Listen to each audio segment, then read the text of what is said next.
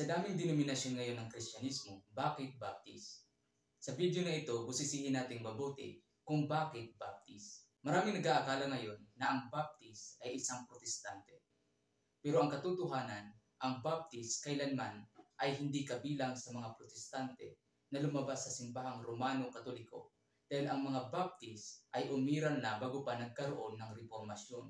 Sabi ni John Clark Ridpath, isang Methodist, I should not readily admit that there was a Baptist church as far back as AD 100. Though without doubt, there were Baptists then, as all Christians were then Baptists. Itong sinabi ni John Clark Ridpath nagpapahayag na ang mga Baptist ay hindi mga protestante at hindi kailanman kabilang sa mga protestante dahil ang Protestantism ay nagsimula lamang noong October 31, 1517 sa panahon ni Martin Luther.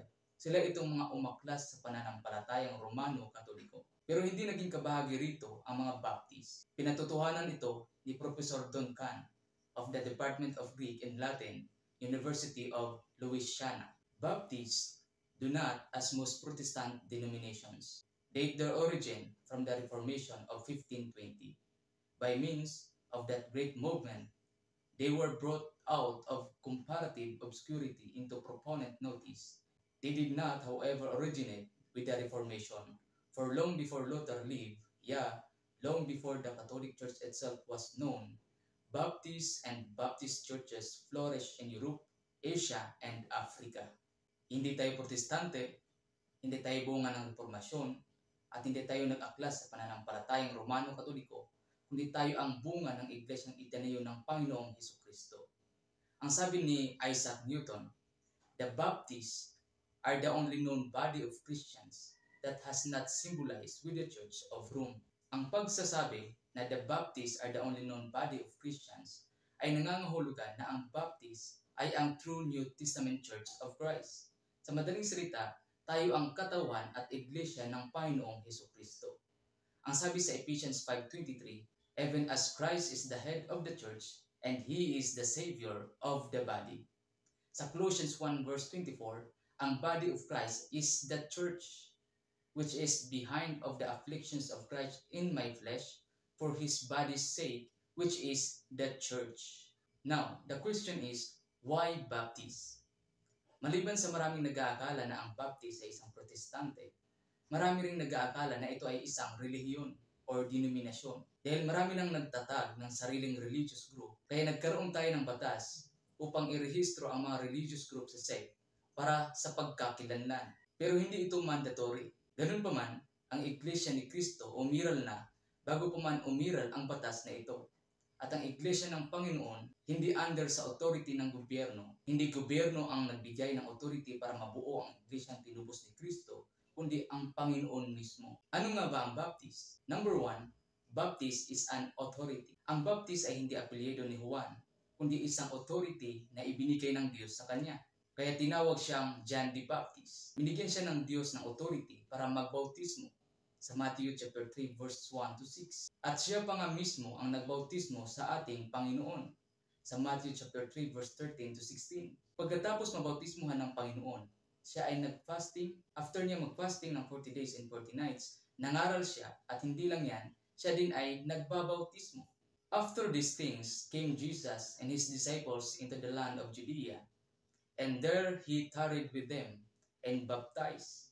And John also was baptizing in Aaron, near to Salem, because there was much water there, and they came and were baptized. John chapter 3, verse 22 to 23. Makikita natin rito na habang sila Kristo ay nagbabautismo sa Judea, si John naman ay nagbabautismo sa Aaron. At sa John chapter 4, verse 1, mas marami pang nabautismohan si Kristo at ang mga apostol kaysa kay John. When therefore the Lord knew how the Pharisee had heard that Jesus made and baptized more disciples than John. Kung si John ay tinawag na Baptist dahil siya ay nagbabautismo, sa madaling salita, si Kristo at ang mga apostol ay Baptist dahil sila ay nagbabautismo. Kaya nung nakita ng mga disipulo ni John na nagbabautismo si Kristo at ang mga disipulo niya, nagtanong sila kay John.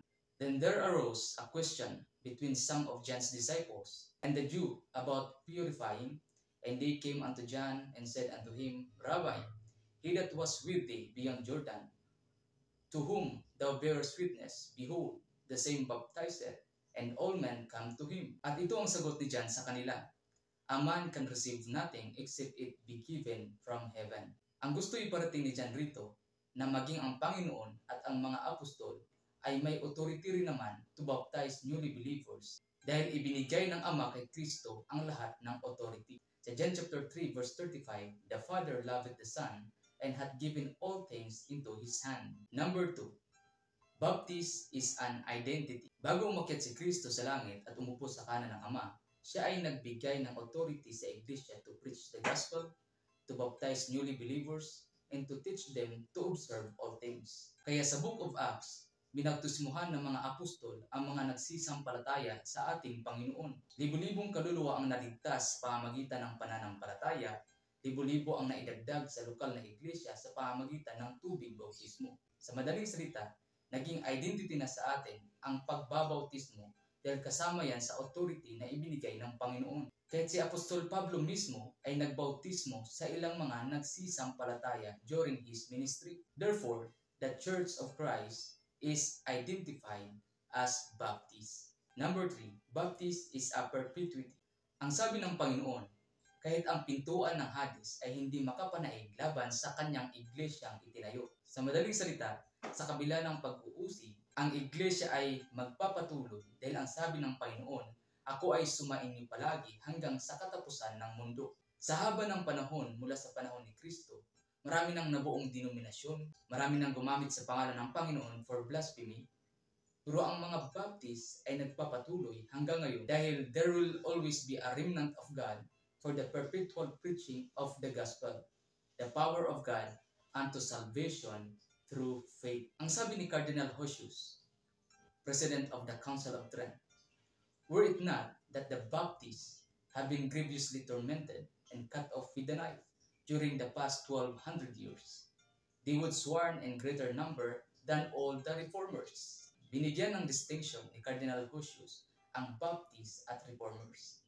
Dahil tayong mga Baptist ay hindi bunga ng reformasyon na pinangunahan ni Martin Luther. We exist bago pa man nangyari ang reformasyon.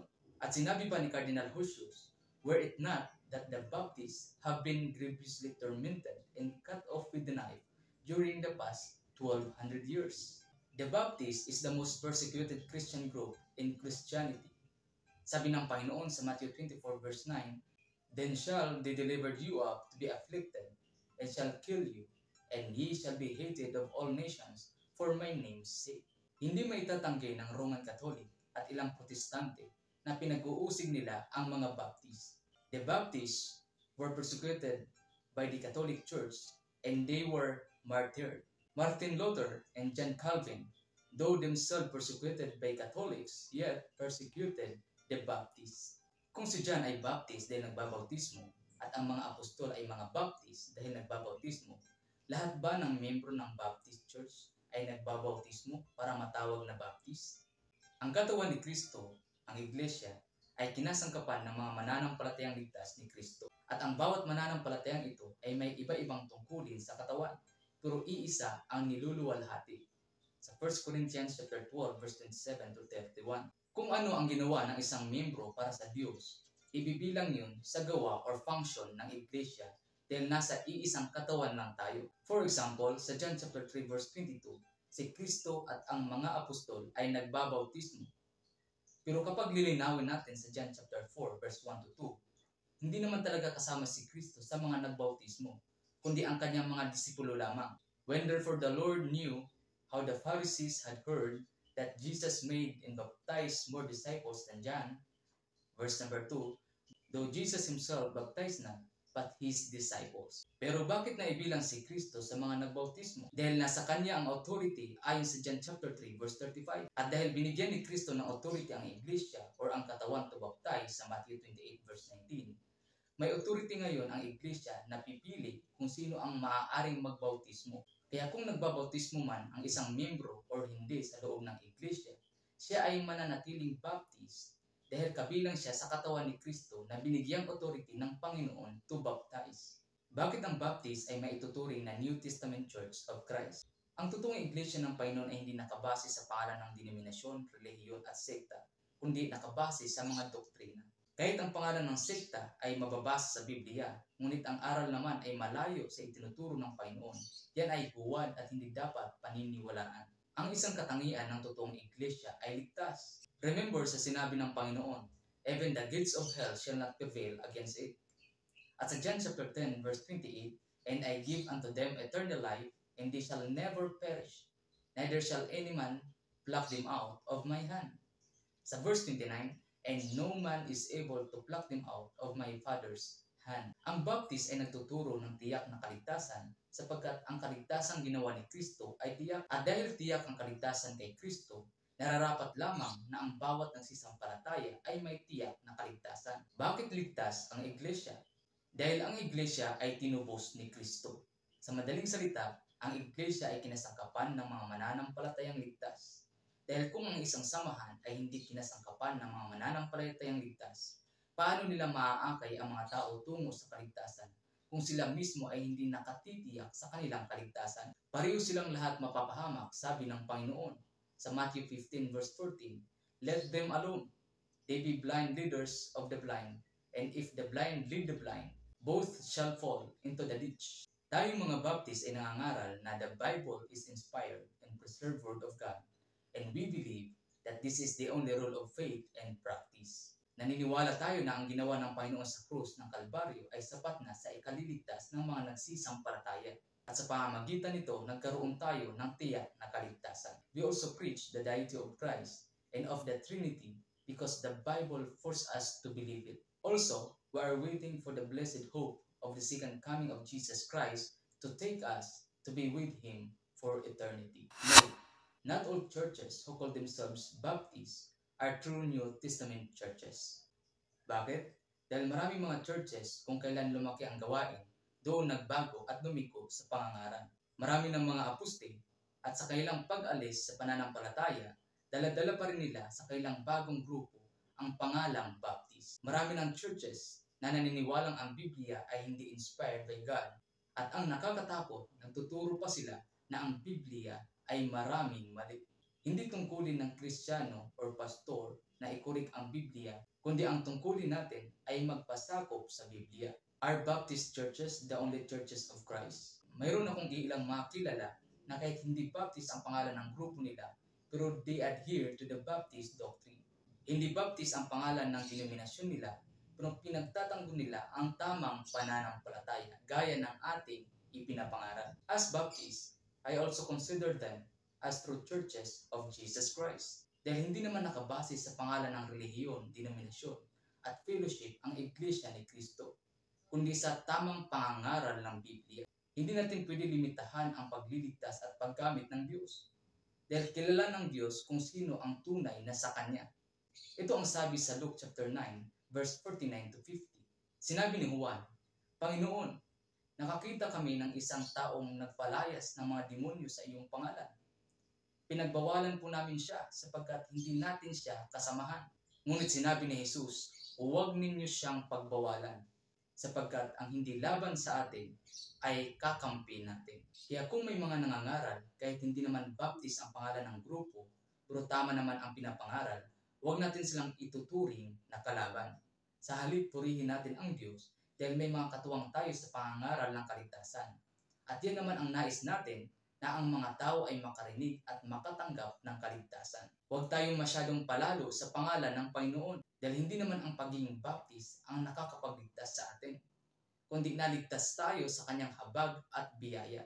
Kahit naman ang ating mga ninuno sa pananampalataya, bagamat sila ay identified as Baptist, kilala sila sa iba-ibang pangalan dahil mga local churches tayo, like Church in Jerusalem, Church in Corinth, Church in Rome, etc.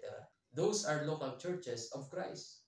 Pero meron silang iisang authority, identity, and perpetuity na siyang ating pinanggalingan. Why Baptist? Because of these infallible proofs and biblical doctrines that we preach down to the apostles and from Jesus Christ Himself. Then they that gladly received His word were baptized. And the same day, there were added unto them about 3,000 souls. And they continued steadfastly in the apostles' doctrine and fellowship, and in breaking of bread, and in prayers. Ang ating pangangaral ay mula sa Biblia na inihatid sa atin ng mga matatapat na lingkod ng Panginoon from Jerusalem to the uttermost part of the earth. And now we are the people of God. Kung napanood nyo hanggang sa video ito at naging pagpapala sa inyo, maaari nyo pong i-share para mapanood rin po ng iba. Thank you, and to God be the glory.